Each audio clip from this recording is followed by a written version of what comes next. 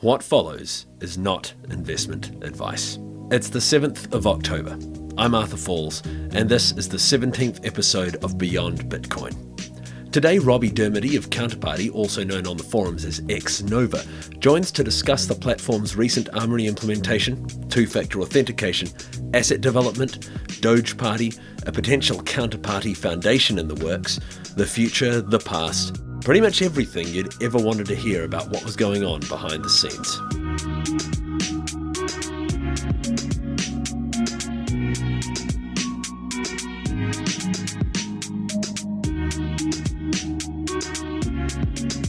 I would be happy to answer any questions that you have to the best of my ability.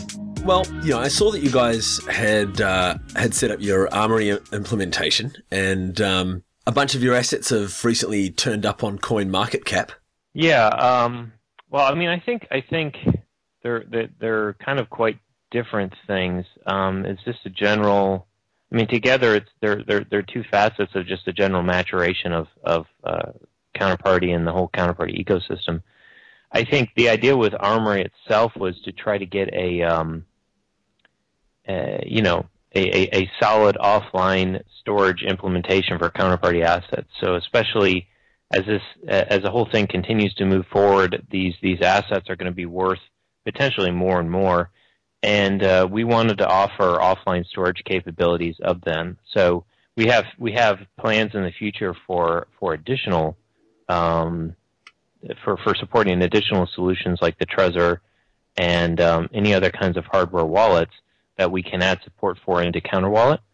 So we'd like to end up with something where whether you're using Armory or Trezor or something like that, you'll be able to use that with a CounterWallet and get very secure, like cold or semi-cold kind of storage for those assets.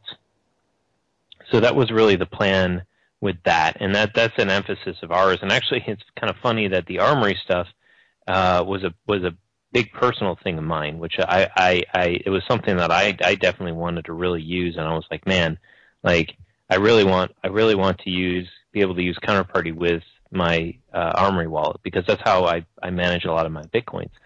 So I said, well, I'm going to just get into this and try to add support for it, and we worked on it, and we're able to release support for it with a few little clever things that we did. So I think the rest of them kind of follow on top of Armory, Trezor, and some other things. Regarding the whole assets on CoinMarketCap, that's another interesting thing. It was promising to hear about that happening, and I think that will continue. So like to see like this parallel board, they split it out, and that makes sense because you're going to see more and more of these assets, and they're going to get their own value, and that value will be a composite between the value trading on the decentralized exchange that Counterparty has, and then the value on any kind of centralized exchanges that offer these. So like, for instance, I know that Master Exchange today offers the ability to be able to, for I think it's like 0.2 BTC, you can essentially take a Counterparty asset and go on their site and register it with the exchange, and their exchange will dynamically support adding your asset as tradable on a centralized exchange. So this really is a future for any exchange operators out there. If you add support for XCP and for Counterparty, you're adding support for any other kind of Counterparty asset, whether it be storage coin, LTB coin, Swarm, whatever else is coming in the future. So it is a really high value kind of proposition thing, and that support can even be to the level that the Master Exchange you guys have done, where you have another revenue stream where someone just pays a little bit of BTC, and then you add it to your exchange, and from the standpoint of your back end, it's just a little bit of extra work to add that functionality so it can be done dynamically. Or it's whether you're dealing with XCP or you're dealing with LDB coin or whatever it is. It's just one parameter that's different in the Counterparty API calls, essentially. So we're looking forward to the expansion of that in the future, additional exchange support, and I think that additional exchange support will be driven by a lot of these if you want to support LTB coin, or you want to support some new big coin comes out on Counterparty and you want to add support for it, well, you can just do that. And if you do it with one coin, you're going to get all the other ones as well. So they kind of pull each other in. So with every Counterparty asset, there's really that synergy. I hate to use that word, but it's probably the most apt word. There's really a cohesion between all of them. So you add support for one, you add support for all. So that's kind of the getting added to additional exchanges, centralized exchanges, which is another thing for us. So we are in talks with a few of the larger ones that are looking at Counterparty and trying to add support, and working through that process. And it is different than just adding support for another Bitcoin clone, because we have different APIs and it's a different system, and there's some technical considerations that are different. But they're working through that process. And then on top of that, when we talk about, as we're talking about these things from the business standpoint, I just learned a few days ago that in talking with another person in the space, that we had, I believe it was 5 funded companies that are building on top of Counterparty. So these are companies that had angel or VC investment. So, this project just got started back in January, and to see progress like that we actually have VCs and angels investing in companies that are building on top of this technology and utilizing it is extremely promising. And that value should only be growing in the future. But it's just a good validation as to kind of where the whole ecosystem is going.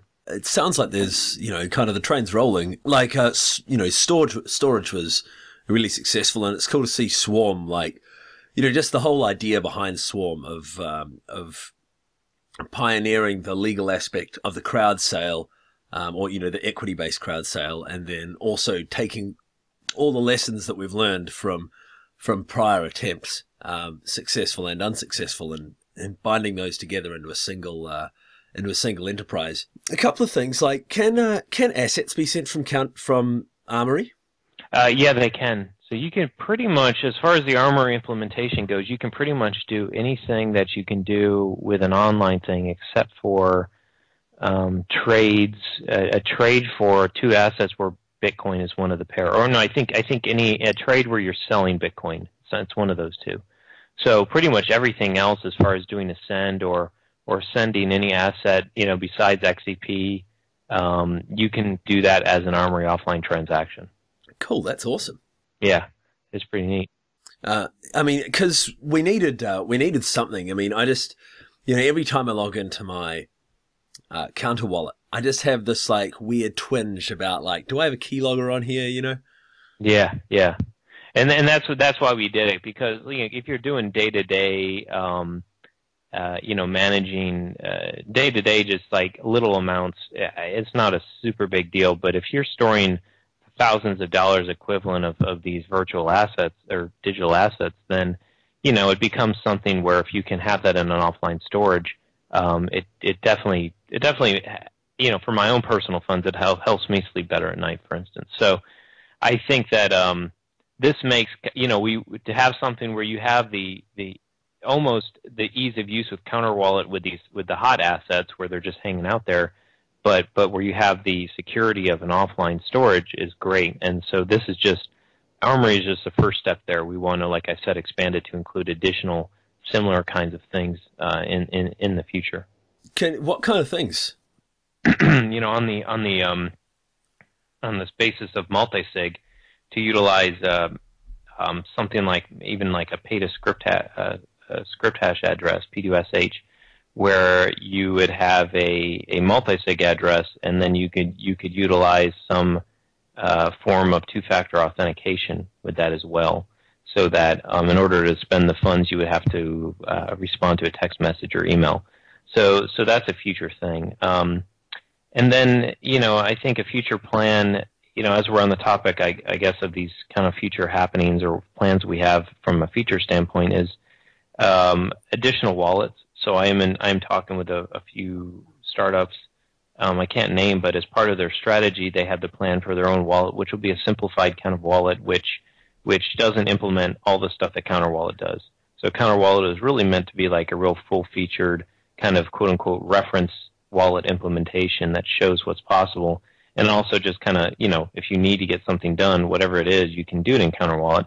But it's not meant to be a lightweight mobile wallet or something like that, and there will be better options there. So it was kind of, for us, it was kind of like a necessary evil that we needed the community needed a web wallet, and so all right, so we'll write this, get it out there. But I think long term, the Counterparty team itself doesn't really want to host it. Just we want to really be more, not necessarily have an operational role in hosting like CounterWallet itself, but have that be run by a different company that, much like Satoshi did not host his own wallet. With us, because of the accelerated kind of development schedule we had over Bitcoin proper, it's just something we needed to do. But long term, it would be great if there were separate third-party players that would host these wallets long term. So whether that's some modified version of CounterWallet or a totally separate wallet, that's part of the longer term or medium term vision that we have for Counterparty. It's interesting you talk about the two-factor authentication through a multi-sig address, because I just saw that you guys implemented multi-sig, and a lot of people have been crying out for two-factor authentication as well. Yeah, and I mean, without really, when you have these BIP32 or these HD wallets, from my understanding of the technology, you can have like fake two-factor authentication, but someone can still get into it and issue custom JavaScript code and grab your private key. So it's not, if you really want the real two-factor authentication, you really have to do it at the Bitcoin protocol level, which brings in like, with the HD wallets, it brings in things like multi-sig addresses. So this is really the way to do it. I mean, we could have something, but if not using that, but it wouldn't be real two-factor authentication. So you can implement an HD wallet in which all derived addresses are multi-signature addresses. To be honest, I haven't looked into that too deep from a technical perspective, and Adam is the one on our team that's really handling the multi-sig implementation. So I can't definitely answer that as far as P2SH addresses with HD wallets, but I can say that using some kind of, if I had to describe the user experience, it would be very similar to what it is now. You have your 12-word passphrase, but instead of generating these pay-to-pub key hash addresses like the normal addresses that people deal with that start with a 1 on mainnet, they would be the multi-sig addresses, which I believe on mainnet start with a 3. So it just would be just a different address, but it would be probably either a 202 or a 203 address, where the user, they would probably get a backup key when they signed up, and they would have their main key that was generated in the wallet, and then the server side would have a key as well. And as long as the user kept their backup key, even if the server went away or got the data got totally lost, in the weird situation that happened, even with backup and things, that the funds would not be lost. The user could still recover them. And this is an approach that I forget. There's a few companies in the space, not Counterparty, but just Bitcoin in general, with wallets, multi-sig wallets that we're taking. BitGo, I think, was one of them that we're taking an approach like this. A lot of people that said that 2014 was really the year of multi-sig with Bitcoin, and it's good. We're starting to see that with things like Copay, I believe, and some other multi-sig wallets that are coming out. And it's I think the more that we can move to that kind of thing for just enabling additional security and things like two-factor authentication and the whole thing as far as HD wallets, where any kind of alternatives where you don't have a single private key that will allow people to spend Bitcoins sitting on a single server like we've had with all these exchanges in the past that get hacked, I think is great, because then people stop hearing about these, this exchange that got hacked, all these, the Bitcoin CEO over at Mt. Gox that lost all the people's Bitcoins, and now Bitcoin is destroyed. And, it's just like all the perceptions that someone who's not involved with Bitcoin will hear, and the conclusions they'll come to, I think the less of that we can have, the better. And of course, people getting their money stolen sucks. So this is where it's, people who don't understand the technology will say, oh, it's just a scam, or it's the end of Bitcoin or whatever. No, it's just, just like when the internet came out, it wasn't the most smooth experience, and it had usability and security issues, and as it matures, those get worked through. I think of using a single private key more and more these days. It does make me a little bit nervous because you just never know. All these features that you're talking about now, are they implementable by DogeParty? The other thing is, I wanted to ask you about DogeParty, what you guys thought of it, and what your involvement might have been in the project. Yeah, so when you talk about the counterparty clones like DogeParty, Viacoin, ChanceCoin, or maybe one other one, we generally do not have a bad attitude towards any of them. The way that we see them as actually adding value overall to the counterparty ecosystem.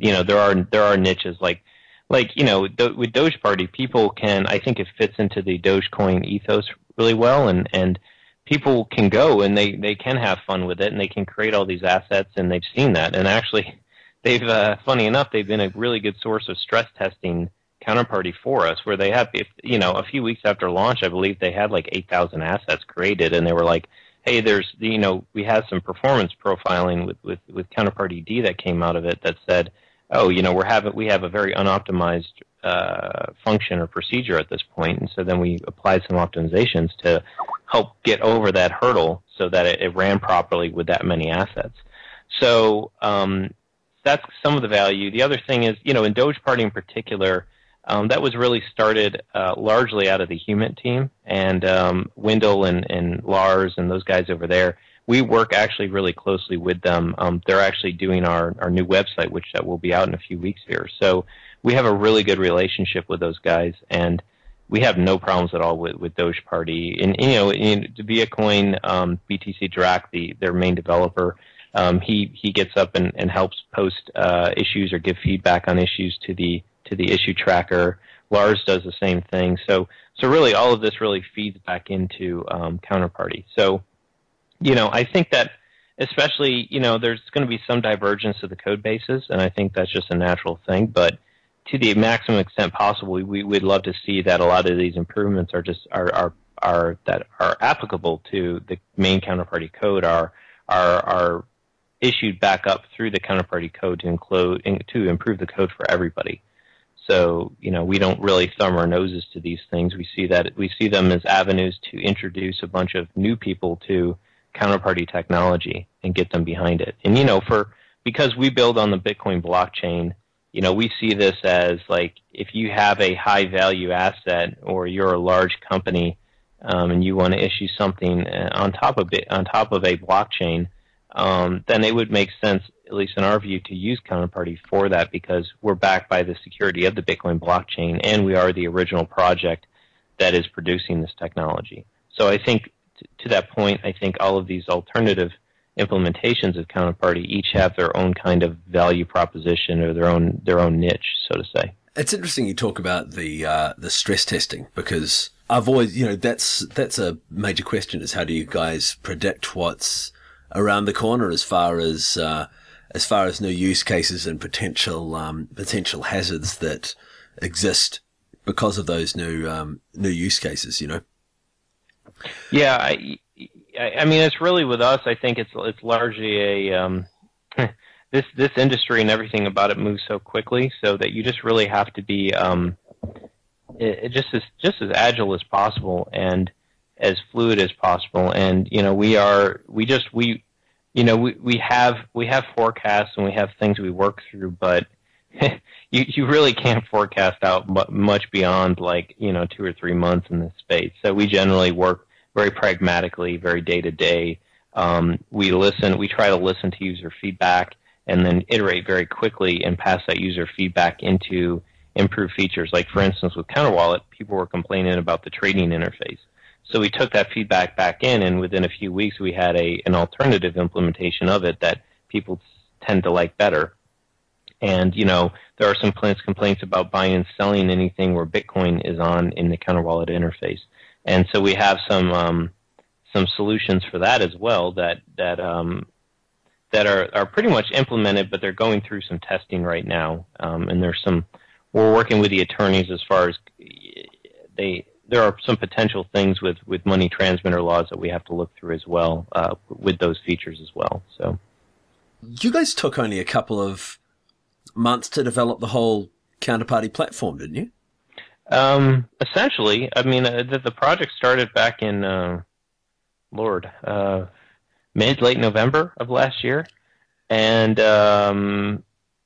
basically we wanted to. We were actually Mastercoin investors, and I think that we had a little a difference of opinion as far as the progress, and said, well, what if we just did something that was our own thing that basically had a launch, of a super clean launch, very fair, and was focused specifically around financial applications. And that's really how Counterparty came about. And so Adam wrote the initial reference client. I had some code that I took over from as far as documentation API, I developed that, and Evan and Adam worked on the spec, and I developed the first version of Counter Wallet. So, everything came out. Counterparty itself, Counterparty D, was released on January 2nd, and it was in a fully functional state the day it was released. So we weren't like saying, a lot of the ways a lot of these projects start is, I have either no code or I have very little code, and I just have a white paper with an idea here. Give me money, and maybe someday this will become something. We were the exact opposite. We said, here's a fully functional, here's a protocol spec, here's a fully functional reference client that does all the stuff in the spec. Try it out for yourself, and if you like it and you believe in it, don't give us money. Actually destroy your money, and we'll give you XDP for that. So it was a very unconventional kind of release, but we wanted to have a fair release, number one. Number two, escape any kind of unauthorized IPO type laws that could impact the future of the project. And number three, kind of prove that you could do a lot with a little. So, in my case, I've been bootstrapping companies for my entire professional career almost, and I'm used to building a lot with a little. So it really forces you to make solid decisions, because you don't have the options to make decisions that are not good, if that makes sense. So that really got Counterparty to where it is today. But looking forward to the future, you run in now that, for instance, like I said before, we have these companies that are funded companies. They are they have money behind them. We have real people using this for real things and starting to depend on these protocols. And so the question is, like, okay, our first step was we just funded things out of pocket. We had the XDP burn, but now we're into the next phase of growth. And if somebody is building on top of Counterparty, and they have a few $1 million in funding, and they say, hey guys, how can I feel confident about the protocol and that you guys are going to be able to support it going forward? And, or I'd like to donate money to the project to help cover development and things like that. And we get those as well. Instead of saying, just give it to my personal account and we'll take care of it. That's not really a tenable kind of response. So one of the things that we're doing is and to be fair, this is something we've put off until this point, is we're looking to develop a Counterparty foundation. And we are trying to avoid the kinds of issues that were inherent with things like the Bitcoin Foundation has gotten beat up. But there are kind of things where you can create something that has seats for industry seats. It has like seats for some of the founders or founder representation, and then the core team representation. Then it has seats for like community members. So we're looking for something fair. We plan on putting something together and then sending it out to the community to just basically just check it over and listen for any objections that bubble up out of it. But the end result is that we do need something in place that will help facilitate the growth of the industry on top of Counterparty and get it so that when you are building on Counterparty and you go out and you get investment dollars and you have your investors asking, okay, the Counterparty technology, how do we know it's going to be going forward, or how is it supported, how is it maintained, how is the team run on top of it? You can point to that foundation and say that these guys, they do have some funds that they've gotten from various industry members and from the founders themselves, and it has a little bit more organization behind it. So that's really the goal with that. It's really a pragmatic thing at the end of the day about, just keeping things moving forward and making the technology look normal as we enter this new phase of growth where we have like real funded companies utilizing the technology. Well, while at the same time staying true to the community ethos and how the project was created, There's a couple of, one thing that I haven't seen so much development on is and you can probably correct me if I'm wrong, I haven't seen a lot of people using the feeds and the betting side of Counterparty. Is there much going on with that I may not be aware of? Like, I remember I had a fellow, Alex, on a while ago who discussed his xcpfeeds.info, a betting platform, but I haven't seen that go far recently anyway. I'll have a look right now and see what it looks like. Yeah, I think it's when you put features out there, you create something from nothing and you put it out there. It's hard to it's like the main challenge of any startup. That being said, it's really hard to predict exactly number one, who your customer is, number two, what they want, number three, how they're going to use it. So we started with just a first step or a first iteration as far as what the product was, and then we put it out there, and then we tried to get kind of user feedback just to see of who was using it, how are they using it, what kind of features did they want beyond what we've released. So I think that in the case of the binary options and the contracts for difference, I think that the uptake has been minimal. I think that there has been some, and I know that I think it was xbet.io is opening up the betting to be beyond sports betting, like more where you can essentially have bets for arbitrary events, from what I understand. So I think part of that is there are some. At least in the United States, there are some legal considerations. Like, for instance, with CounterWallet, we're not allowing direct access to that binary options functionality in CounterWallet because of potential concerns as far as us facilitating that. I know the United States in particular is very, they have set opinions about this kind of functionality and it's still up in the air as to whether it is if it's is betting with bitcoins or virtual currencies other than Bitcoin, i.e. XCP. Is that the same as me going and establishing a business that does dollar bets, which clearly has legal issues in the United States, or is it different and unregulated? So those are kinds of the questions that have yet to come out in the wash. And with CounterWallet, at least since we run that, we're taking a more of a conservative approach with that. However, I've said this before, that the technology is a global technology, and it's not limited in reach to the United States.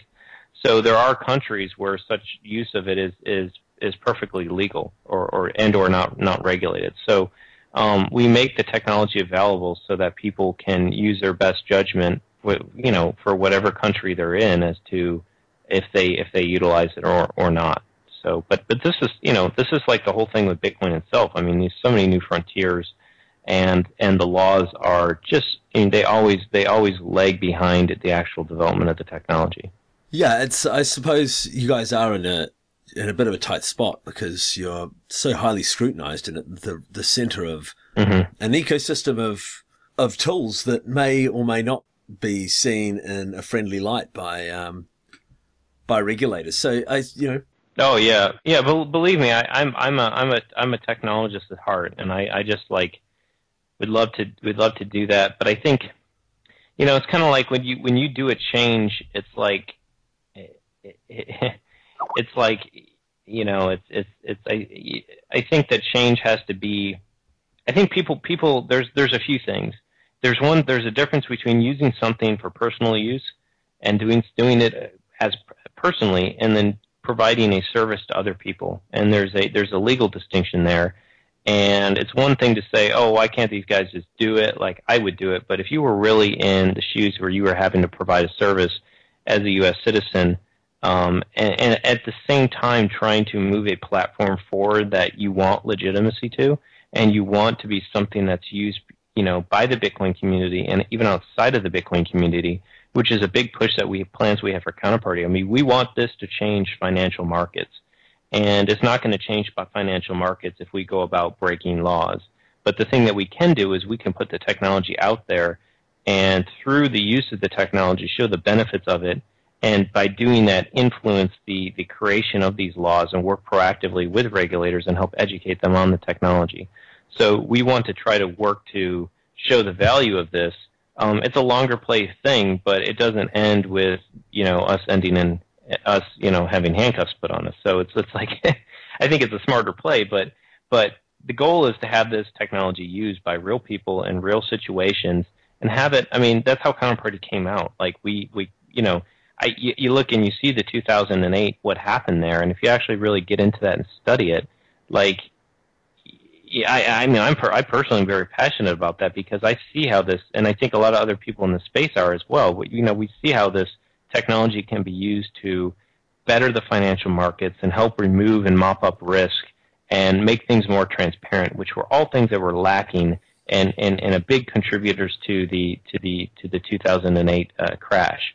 So we want it to be used, and I want it to be used outside of the Bitcoin community and have real use and real adoption, and really be seen as at the very, very least over the next few years, as a legit alternative to the traditional capital markets. Do you have any favorite assets that are coming up? Yeah, I think, let's see here.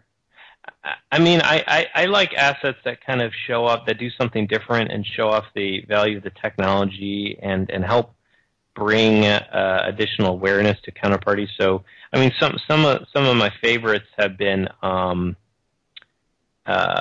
instance, LTB Coin. That's a good first example. Like what Adam has done, the fact that he's brought in a lot of attention to Counterparty through his use of it. A lot of people are being more aware of this technology, what it's about, getting educated about it, which is great. He's also contributed back. They have that vending machine that works with auctions, and they're developing technology around Counterparty. So those are all the really cool things to see when a group gets started, not only builds on the platform and draws other people into it, but also develops technology, and even they have plans, or they may have already open sourced that technology, which is even better. So big props out to Let's Talk Bitcoin and what they're doing with Counterparty. I think another one is Digital Tangible Trust, what Tarek is doing over there, and very, very interesting and innovative use case with this gold that you can receive a digital token for and trade around, and then you can turn back your digital token back to them, and they'll give you the actual gold coin so you can take delivery, gold or silver. They've passed some major milestones lately. I think they had gotten their, it took them a little while to get to their first 50,000 of assets, gold and silver assets on their platform. And then I think about 3 or 4 weeks ago, they passed the 100,000 mark. And then like 2 weeks after that, they passed the $200,000 mark. So they're starting to see, hopefully, that hockey stick kind of growth. And they've received funding. So it's really good to see that in them building on top of Counterparty. So they got started from day one with Counterparty technology. So that's another interesting one. There are companies like Swarm and Coinify that are either doing or looking to do crowd sales or enabling crowd sales. Whether you want to call them crypto equity or you want to call them something else, some form of a crowd sale where a company can get started and raise money for what they're doing, and you present it in a very user-friendly way that helps educate potential investors as to the potential upside and the risks and things like that.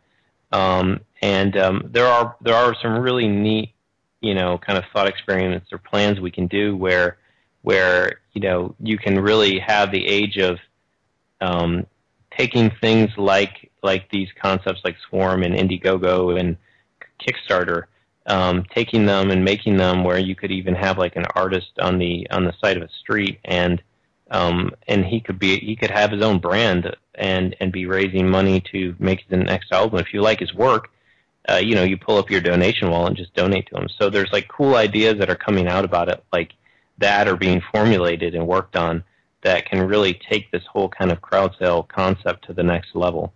So I think those are just a few. Another promising branch for the future is things like crypto securities, perhaps, where you could have things. There's been a lot of talk with Overstock and things like that, where you can have these companies actually offer securities on the blockchain, and this won't be this thing where you have like, don't call them securities. We have to figure out this creative way to think around it, or not call them securities. They will actually be shares on the blockchain, and they'll be labeled as such. So that would lend a lot of viability and just I think legitimacy to not only Counterparty but to Bitcoin and to all digital cryptocurrencies. And it's a really interesting concept. I don't know. Do you have any opinions on how that might take place? I mean, at a high level, probably kind of like what I said, where it's actually a stock. I mean, I don't think Overstock itself. They're a legitimate publicly traded company. They do have to comply with SEC regulations. So I don't think they can try to come up with creative ways to side skirt those regulations. They really just have to work with them. But if that is the case, with that comes that they can actually make progress in the system. As far as we saw the approval of this swap, for instance, that has been the Bitcoin-based swap by the I forget the name of the exchange, but that went through the CFTC and it got approved. And so it's very, very promising to see that Bitcoin, like I said, gains legitimacy, and we get additional financial instruments or financial tools that can help make Bitcoin more attractive to the markets. Like no real capital markets player, they will rarely, if ever, just like go into a market and go long on something where they don't have a hedge. They need to hedge their exposure, especially with something as volatile as Bitcoin's price, for instance. So when you start having things like swaps and options and things like that come up around Bitcoin and gain legitimacy and liquidity, I think that it helps Bitcoin be used more seriously. So this isn't, I don't think this is something where people are just hoping that, Wall Street will just come and use Bitcoin. But if that's your hope, Wall Street doesn't operate like that. There's certain kinds of things that they need, tools that they need in order to be able to really enter the markets and feel comfortable about doing so. So it's, my opinion on Bitcoin and Wall Street is one thing, but I think that let's just expand that to just increased use in general. I mean, you start looking at things like ETF, exchange traded fund, for instance, with between what Second Market is doing and what the Winklevoss twins are doing. That's another very promising thing. And when you have that now you have the use of investing in Bitcoin and Bitcoin investments potentially opened up to trillions of dollars of funds and things like pension funds and mutual funds, and they may have their own kind of regulations that prohibit them from investing in instruments like Bitcoin, or they may not. But you at least open the doors up for that kind of investment, and that's really what's going to help to be seen. Bitcoin be seen as legitimate. I mean, it's going to be a legitimate alternative as first, and then I think as people get habituated to seeing the blockchain and learning about blockchain technology, over just what we've had so far, which has just been, it's something new and it's so different, it's a scam, and it's a bunch of people running computer programs that make magical internet money. Like, it's got to be a scam, or this is just this funny Beanie Babies thing because the price goes up and down so rapidly. It's very promising to see that kind of mindset start to pass, and to see some real legitimacy come to Bitcoin, and at the same time see increased recognition of, okay, there's this thing called a blockchain. Like, what is a blockchain? It's like a peer-to-peer accounting ledger. Like, what are all the cool things we can do with it? And that's, a lot of people have said this. I've said it. I'll say it again. That's where the real value of Bitcoin is. It's not about BTC itself. Bitcoin itself is cool, and it's something that it's always cool when an additional retailer accepts it. But I don't really think long term that's really going to drive the growth of the value of Bitcoin, both from a price perspective and from a value to society perspective. It's really going to be about the blockchain and what the blockchain enables. Do you see a future with multiple coins, or do you see a future where Bitcoin is the dominant, or a future where multiple blockchain implementations are actually just based on embedding information in the Bitcoin blockchain?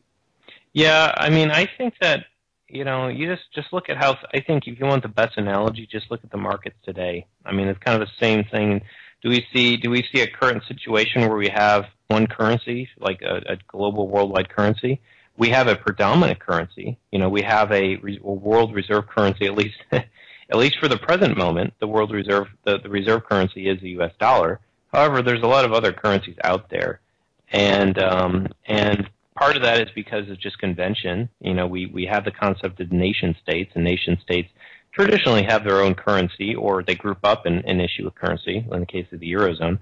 So, there are things like that, but at the same time, you do have dominant currencies, and you have ones that aren't so much. So I think that the actual progress of these digital currencies will be the same. So you have convention that creates multiple currencies. You have usage with, we don't have nation states, but we have like interest groups. We have like groupings of individuals spread all around the internet that have different priorities and different interests. And I think that mirrors to, it has an analogy maybe in like kind of a decentralized internet nation state, where they may have their own currencies, or so you have things like that. And then you also have factors of financial factors, such as hedging. Like, it's not good to put all your eggs in one basket. So you could have funds that invest in the future, that have invested billions or trillions of dollars into blockchain-based technologies and things coming about on them. And I would find it very hard to believe that that's going to be on a single blockchain. Even with things like sidechains, you're still essentially trusting in the viability and the security and everything else of the code that implements that. I think that it's smartest to essentially, especially if you're dealing with very large amounts of money, to spread that money across multiple implementations and try to get a diverse spread of things. So no, I don't. I think that there's going to be multiple currencies like you see today. I mean, there's always going to be altcoins, maybe not in the same thing. I don't think it's going to, not long term where people are forking Bitcoin code, at least not to the degree it's done today. But there's going to be always be alternatives, and a large part of what's going to fuel that is speculation. But another large part is actual innovation and doing things like adding additional features or additional things that provide. I mean, that it's new code, it's different code, it's new features, and it helps provide a hedge, and it helps provide variety to the whole ecosystem. So yeah, there's going to be dominant ones. Bitcoin will, I think, stay dominant at least over the next 5 or 10 years. But when you really look at it, I think that there's going to be, 15 years out, is Bitcoin going to be the dominant thing? I don't know. But a good thing about Counterparty is that Counterparty can essentially work on any kind of blockchain-based technology. So say Bitcoin loses its dominance 8 years down the road.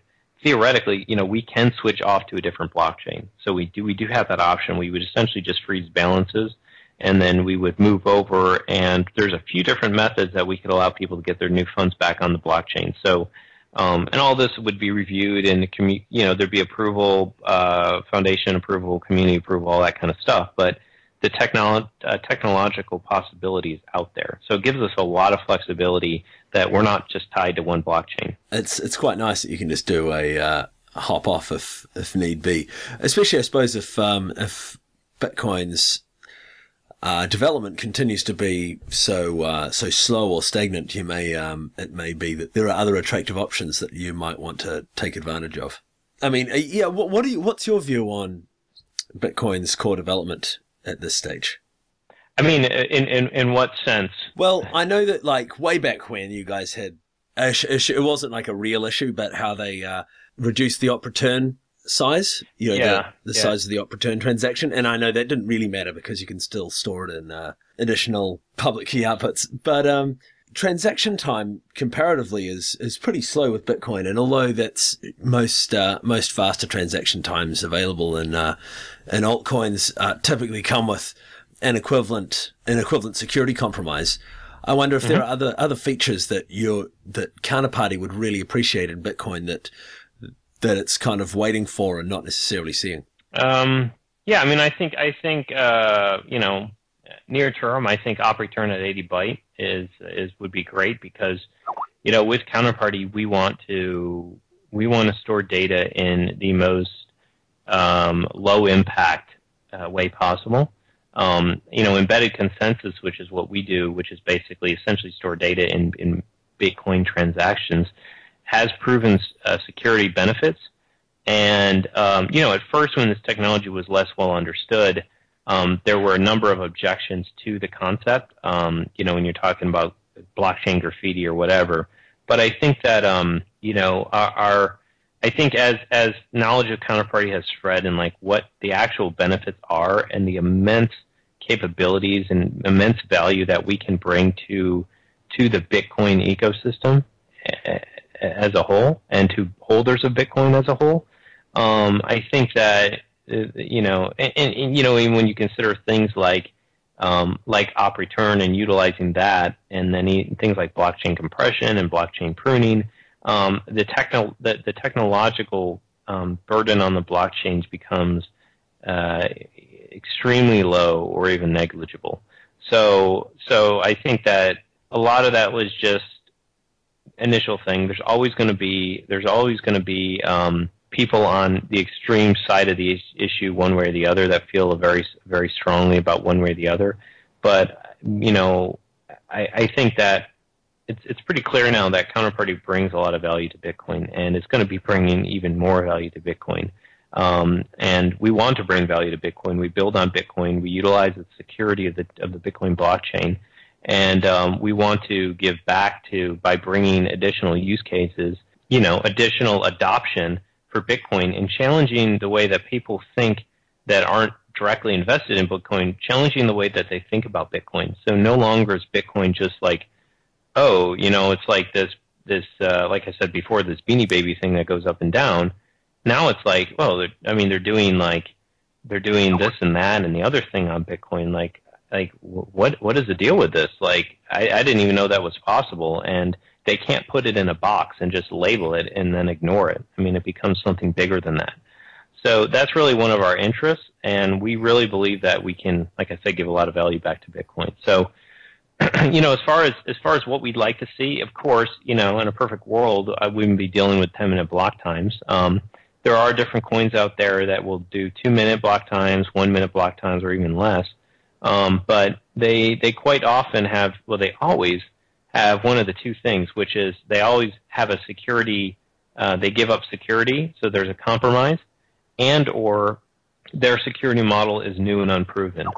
So that includes things like, like Dogecoin, for instance, is built around Bitcoin Litecoin code, I believe, and it has shorter block times, but on multiple fronts, they have less security than Bitcoin. Okay, that's one thing. Then you have things like BitShares, which has much shorter block times, but they use delegated proof of stake, which is a very new algorithm and very unproven. And if you recall, Bitcoin's creation and emergence as what it is right now was not without issues. They had a number of security issues, and those security issues eventually, or at least at points, really threatened Bitcoin itself, or could have. And so to think that these new kinds of blockchains are going to have, especially when they're trying to do things as major like BitShares or Ethereum, to think that they're going to have issues not have issues, I think is unrealistic. They will have security issues. They will have hurdles. You know, I'm not writing off the technology, and I'm glad that someone is out there creating new blockchain technology and really challenging the state of the art. But it's naive to think that they're not going to have issues. And if you have billions of dollars riding on that, that may very quickly become an untenable proposition to a lot of companies. The other thing is, like, you look at 10-minute block times. What's the difference between a 10-minute and 1-minute block time? If you are talking about things like high-frequency trading, you can't do that with either. Like, you need, like, those trade times are measured in, like, milliseconds. And you're not going to get that with any blockchain, because blockchains are, like, peer-to-peer, decentralized. The propagation delays over the network and consensus around the consensus algorithms are way more than that, just inherently. Like, even with, like, proof of stake. So I think that, you know, there are off-chain solutions where they reconcile back onto the blockchain, and those are perfectly viable things. They do have trade-offs around centralization while they're off the blockchain, and things like that. But any kind of technological solution is going to have a trade-off in one way or the other. So there's alternative ways to enable different use cases, and there's also things you can do from the user experience front to make it so that it's not such a big deal. We've done some of those things with CounterWallet, like showing a transaction like zero confirmation, so we show zero confirmation stuff. It's not official until it hits one confirmation. And, you know, when you look at Counterparty long-term beyond that, say some blockchain based on delegated proof of stake does end up very, very proven, you know, 3 years down the road, very proven, people are using it, and delegated proof of stake is secure as a, you know, it's been attacked a number of times, it's held up, just like Bitcoin has. People feel very good about it. So because it's a blockchain technology, we have the option to move Counterparty off to that. And you could say, well, what's the value of that? Well, you know, the technology is actually a very small piece of the pie there. The technology, in my mind, is the easy part. I hate to underrate the kind of work that people like Adam and I do, but that's the easy part. The hard part is user adoption. The hard part is challenging the way people think about this technology and help getting new use cases and growing an ecosystem of users and businesses and community and everything else. Like, that's the hard part. And the hard part especially is challenging the mainstream and getting mainstream adoption and helping move chunks of the financial system over to blockchain technology. So the value is that if Counterparty has all this built on the Counterparty system and participating in the Counterparty ecosystem, then for us to move to a new blockchain is we move all that existing equity over to this new blockchain. So we can swap out the underlying technology, and then we can get the benefits of faster times. Now, in the optimal world, Bitcoin itself would add that. But it's like, I've said this with Bitcoin again, I've made the analogy of, you know, Bitcoin's like the 5-ton dump truck going down the road at 50 miles an hour. You know, you can complain that, oh, why don't they just do this? Why don't they just do that? But at the same time, when you got a 5 or 7 or whatever $1 billion market cap, you can't make changes too quick, because if you mess up, like, a lot of people with a lot of money are going to be very pissed off at you. So it's something that these guys have to, by nature, be conservative, and it's a lot easier to make changes when there's very little value riding on your blockchain, which is not the case with Bitcoin. No, I mean, I think I blabbed on enough, so yeah, thank you. Thank you for the chance, and I hope that this was informative to folks. And if they've never heard of Counterparty, I would recommend they go to counterparty.co and check it out. Check out what we're about. We have a Skype chat. We have sign up for an account on CounterWallet. Try it out, and it's a very active community, and we'd be happy to answer any kind of questions on the Bitcoin thread forum thread, or we have our own forums.counterparty.co, or just you know, get me on Skype chat and can add you to the chat channel for it. So yeah, thanks for the opportunity for this. Oh, thank you, Robby. I'll hopefully I'll talk to you in the not too distant future for another catch up. Sounds good. All right. Take care. Bye.